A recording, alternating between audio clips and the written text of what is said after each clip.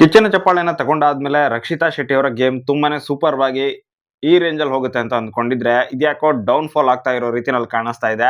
ಅದರಲ್ಲೂ ಕೂಡ ನಾಮಿನೇಷನ್ ಅನ್ನುವಂತಹ ಒಂದು ಪ್ರಮುಖವಾಗಿರುವಂತಹ ಒಂದು ಘಟ್ಟ. ಸೊ ಇಂತಹ ಸಮಯದಲ್ಲಿ ಎಡವಿ ಬಿದ್ದಿದ್ದಾರೆ ಅಂತಾನೆ ಹೇಳ್ಬಹುದು. ರಕ್ಷಿತಾ ಅವರು ಕಾವ್ಯ ಅವರಿಗೆ ಕೊಟ್ಟಂತಹ ರೀಸನ್ ಹಾಗೇನೆ ಅವರನ್ನ ಚೂಸ್ ಮಾಡಿದ್ದು ಕರೆಕ್ಟ್ ಆಗಿತ್ತು, ಅದನ್ನ ಒಪ್ಕೊಳ್ಬಹುದು. ಆದ್ರೆ ಗಿಲ್ಲಿ ಅವರನ್ನ ಚೂಸ್ ಮಾಡಿದ್ದು ಓಕೆ, ಬಟ್ ಕೊಟ್ಟಂತಹ ರೀಸನ್ ಏನಿದೆ ಡಬ್ಬಾ ತರನೇ ಇತ್ತು. ಯಾಕಂತ ಹೇಳಿದ್ರೆ ರಕ್ಷಿತ್ ಅವ್ರು ಹೇಳ್ತಾರೆ ತನ್ನ ಮನಸ್ಸಲ್ಲಿ ಗಿಲ್ಲಿ ಅವ್ರ ಹೆಸರು ಇರ್ಲೇ ಇಲ್ಲ ಇಲ್ಲಿಯ ತನಕ, ಬಟ್ ಇವಾಗ ಜಾನ್ವಿ ಅವರ ಮಾತು ಕೇಳಿ ನನ್ನ ನಿರ್ಧಾರ ಚೇಂಜ್ ಆಯ್ತು ಅಂತ ಹೇಳ್ತಾರೆ. ಸೊ ಇದೇ ಮೊದಲಿಂದ ಸೊ ಇಲ್ಲಿಂದಾನೇ ಶುರು ಮಾಡೋದಾದ್ರೆ, ಯಾರ್ದೋ ಮಾತನ್ನ ಕೇಳಿ ತಾನು ನೋಡದೇ ಇರುವಂತಹ ಒಂದು ಸಿಚುವೇಶನ್ ಬಗ್ಗೆ ಒಂದು ಡಿಸೈಡ್ ಮಾಡ್ತಾರೆ. ಹಾಗೇನೆ ನಾಮಿನೇಷನ್ ಅನ್ನುವಂತಹ ಒಂದು ಪ್ರಮುಖವಾದಂತಹ ಘಟ್ಟಕ್ಕೆ ಅವರ ಹೆಸರನ್ನೇ ಚೂಸ್ ಮಾಡ್ತಾರೆ ಅಂತ ಹೇಳಿದ್ರೆ ಇದು ಯಾವ ರೀತಿ ಅಂತಾನೆ ಅರ್ಥ ಆಗ್ತಾ ಇಲ್ಲ. ಇಲ್ಲಿ ರಕ್ಷಿತಾ ಅವರಿಗೆ ಈ ಸಲ ಜಾನ್ವಿ ಅವರು ಉತ್ತಮ ಕೊಟ್ರು ಅನ್ನುವಂತಹ ಕಾರಣಕ್ಕಾಗಿ ಜಾನ್ವಿ ಅವರ ಮಾತನ್ನ ಅಷ್ಟೊಂದು ನಂಬ್ತಾ ಇದ್ದಾರಾ, ಅಥವಾ ಇನ್ನೊಂದೆಡೆ ಗಿಲ್ಲಿ ತನ್ನ ತಂಡಕ್ಕೆ ಸೇರಿಸ್ಕೊಂಡಿಲ್ಲ ಅನ್ನುವಂತಹ ಬೇಜಾರಿಂದಾಗಿ ಗಿಲ್ಲಿಯ ಮೇಲೆ ಒಂದು ನಾಮಿನೇಷನ್ ಮಾಡೋದಕ್ಕೆ ಒಂದು ಕಾರಣ ಸಿಕ್ತು ಅಂತ ಹೇಳಿ ಈ ರೀತಿಯಾಗಿ ರಿಯಾಕ್ಟ್ ಮಾಡಿದ್ರೋ ಗೊತ್ತಿಲ್ಲ.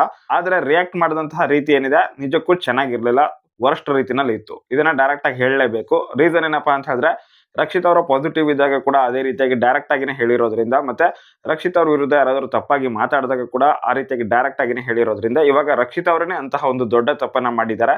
ಸೊ ಈಗಲೂ ಕೂಡ ಅದೇ ರೀತಿಯಾಗಿ ಹೇಳಲೇಬೇಕು. ಸೊ ಹೀಗಾಗಿ ಅದೇ ರೀತಿಯಾಗಿ ಹೇಳ್ತಾ ಇದ್ದೀನಿ. ಸೊ ರಕ್ಷಿತ್ ಅವರು ಕೂಡ ಇಲ್ಲಿ ಒಂದು ಡಬ್ಬಾ ರೀತಿಯಾಗಿ ನಿರ್ಧಾರವನ್ನ ತೆಗೆದುಕೊಂಡ್ರು. ಯಾಕೆಂತ ಹೇಳಿದ್ರೆ ನಾಮಿನೇಷನ್ ಅನ್ನೋದು ತುಂಬಾನೇ ಪ್ರಮುಖವಾಗಿರುವಂತಹ ಒಂದು ಘಟ್ಟ ಅಂತಾನೆ ಹೇಳ್ಬಹುದು ಬಿಗ್ ಬಾಸ್ ಅಲ್ಲಿ, ಅಥವಾ ಒಂದು ಪ್ರಮುಖವಾಗಿರುವಂತಹ ಪ್ರಕ್ರಿಯೆ.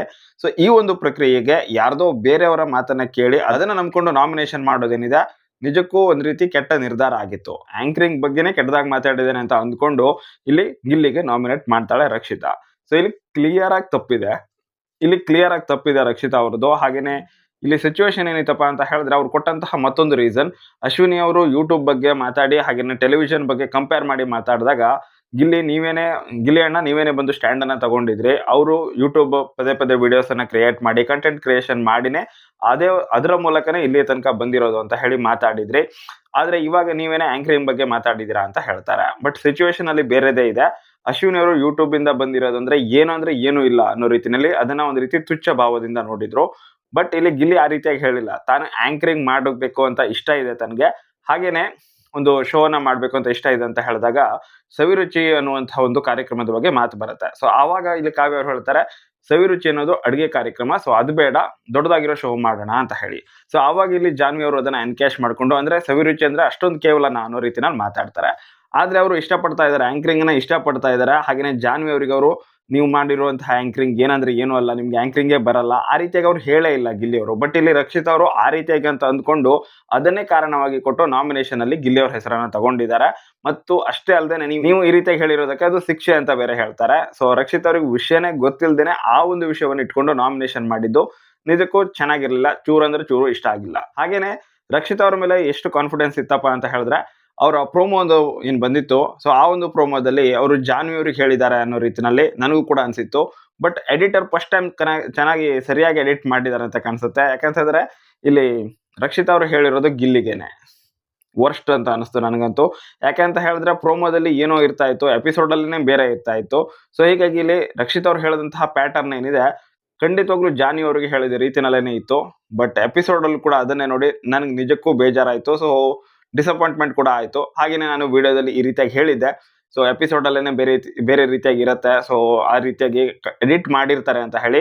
ಬಟ್ ವಿಷಯನೇ ಬೇರೆ ರೀತಿನಲ್ಲಿ ಇದೆ. ರಕ್ಷಿತ್ ಅವರು ಇಲ್ಲಿ ಎಡವಿ ಬಿದ್ದಿದ್ದಾರೆ, ಸೊ ಮುಗುಚಿ ಬಿದ್ದಿದ್ದಾರೆ ಅಂತಾನೆ ಹೇಳ್ಬೋದು. ಬಟ್ ಇಲ್ಲಿಂದ ಎದ್ಕೊಂಡಾದ್ರು ಇನ್ಮೇಲೆ ಅದ್ರ ಕಮ್ ಬ್ಯಾಕ್ ಮಾಡಬೇಕು. ಕಿಚ್ಚನ ಚಪ್ಪಾಳೆ ಸಿಕ್ಕಿದ್ದು ಗಿಲ್ಲಿಯ ಫೋಟೋ ಮೇಲ್ಗಡೆ ರಕ್ಷಿತ್ ಅವರ ಫೋಟೋನ ಇಟ್ಟಿದ್ದು ಗಿಲ್ಲಿಯ ತಲೆ ಮೇಲೆ ಹತ್ ಕೂತಿದ್ದೀನಿ ಅನ್ನುವಂತಹ ಫೀಲ್ ಬಂತೋ ಏನೋ ಗೊತ್ತಿಲ್ಲ. ಬಟ್ ಸ್ವಲ್ಪ ಜಾಸ್ತಿ ಓವರ್ ಕಾನ್ಫಿಡೆನ್ಸ್ ಆದ್ರು, ಹಾಗೇನೆ ತಾನು ಹೋಗ್ತಾ ಇರುವಂತಹ ರೀತಿ, ತಾನು ಮಾತಾಡ್ತಿರೋದೆಲ್ಲ ಸರಿ ಅನ್ನುವಂತಹ ಒಂದು ಯೋಚನೆ ಅವ್ರಿಗೆ ಬಂದಿದೆಯೇನೋ ಗೊತ್ತಿಲ್ಲ. ಒಟ್ಟಾರೆಗೆ ಮಿಸ್ಟೇಕ್ಸ್ ಅಂತೂ ಮಾಡ್ಕೊಂಡಿದ್ದಾರೆ. ಬಟ್ ಇದನ್ನೇ ಲಾಸ್ಟ್ ಆಗಿರಲ್ಲ, ಒಂದು ಸಣ್ಣ ಮಿಸ್ಟೇಕ್ ಅದನ್ನ ಸರಿ ಸಣ್ಣದ ಅನ್ನೋದಕ್ಕಿಂತ ಒಂದು ದೊಡ್ಡ ಮಿಸ್ಟೇಕ್ ಅಂತಾನೆ ಅಂದ್ಕೊಳ್ಳಿ, ದೊಡ್ಡ ಮಿಸ್ಟೇಕೇನೆ. ಬಟ್ ಅದನ್ನ ಸರಿ ಮಾಡ್ಕೊಂಡು ಮುಂದೆ ಹೋದ್ರೆ ಈಗಲೂ ಕೂಡ ಚಾನ್ಸ್ ಇದೆ, ಏನಷ್ಟು ದೊಡ್ಡ ತಪ್ಪೇನಲ್ಲ. ಇವ್ರಿಗಿಂತ ಜಾಸ್ತಿ ತಪ್ಪು ಮಾಡಿರೋರು ತುಂಬಾ ಜನ ಇದ್ದಾರೆ. ಬಟ್ ಇಲ್ಲಿ ರಕ್ಷಿತ್ ಅವರು ಕೂಡ ತಪ್ಪು ಮಾಡಿದ್ದಾರೆ, ಒಪ್ಕೊಳ್ಳೇಬೇಕು, ಅದನ್ನ ಸರಿ ಮಾಡ್ಕೊಳ್ಳೇಬೇಕು. ನೋಡೋಣ, ಈ ವಾರದಲ್ಲಿ ಇನ್ನೂ ಕೂಡ ಟೈಮ್ ಇದೆ, ಹೆಂಗ್ ಆಡ್ತಾರೆ, ಏನೆಲ್ಲ ಕಥೆಗಳಾಗ್ತವೆ ಕಾದು ನೋಡೋಣ. ಇದರ ಜೊತೆಗೆ ವೈಲ್ಡ್ ಕಾರ್ಡ್ಗೆ ಸಂಬಂಧಪಟ್ಟ ಹಾಗೆ ಮ್ಯಾಕ್ಸ್ ಮಂಜು ಅವರು ಬಿಗ್ ಬಾಸ್ ಮನೆ ಒಳಗಡೆ ಬರ್ತಾರೆ ಅನ್ನುವಂತಹ ಸುದ್ದಿ ಅಂತೂ ಹರಿದಾಡ್ತಾ ಇದೆ. 1 ವಾರಗಳ ಕಾಲ ಮ್ಯಾಕ್ಸ್ ಮಂಜು ಅವರು, ಅಂದ್ರೆ ಮಂಜು ಅವರು ನಿಮ್ಗೆ ಗೊತ್ತಿದೆಯಲ್ವಾ, ಇವಾಗ ಕಳೆದ ಸೀಸನ್ ಅಲ್ಲಿ ಇದ್ರು. ಸೊ ಅವರು ಬರ್ತಾರೆ ಅನ್ನುವಂತಹ ಒಂದು ಸುದ್ದಿ ಇದೆ 1 ವಾರಗಳ ಮಟ್ಟಿಗೆ. ನೋಡೋಣ ಅವ್ರು ಹೆಂಗ್ ಆಡ್ತಾರೆ ಬಿಗ್ ಬಾಸ್ ಮನೆಯಲ್ಲಿ. ಅವ್ರು ಬಂದಾಗ ಬಿಗ್ ಬಾಸ್ ನಲ್ಲಿರುವಂತಹ ಉಳಿದ ಸ್ಪರ್ಧಿಗಳು ಹೇಗೆ ರಿಯಾಕ್ಟ್ ಮಾಡ್ತಾರೆ ಅದನ್ನೆಲ್ಲ ಕಾದು ನೋಡೋಣ. ಅಲ್ಲೇ ತನಕ ಈ ಒಂದು ವಿಡಿಯೋ ನಿಮ್ಗೆ ಇಷ್ಟ ಆಗಿದ್ರೆ ವಿಡಿಯೋಗೆ ಲೈಕ್ ಮಾಡಿ, ಮತ್ತೆ ರಕ್ಷಿತಾ ಅವರ ಬಗ್ಗೆ ಹಾಗೇನೆ ಗಿಲ್ಲಿ ಅವರ ಬಗ್ಗೆ ನಿಮ್ಮ ಅಭಿಪ್ರಾಯಗಳೇನು ಅದನ್ನ ನೀವು ಕಮೆಂಟ್ ಬಾಕ್ಸ್ ಅಲ್ಲಿ ಕಮೆಂಟ್ ಮಾಡಿ. ವಿಡಿಯೋ ಇಷ್ಟ ಆದ್ರೆ ಲೈಕ್ ಮಾಡಿ, ಶೇರ್ ಮಾಡೋದನ್ನ ಮರಿಬೇಡಿ. Thank you so much for watching. Bye.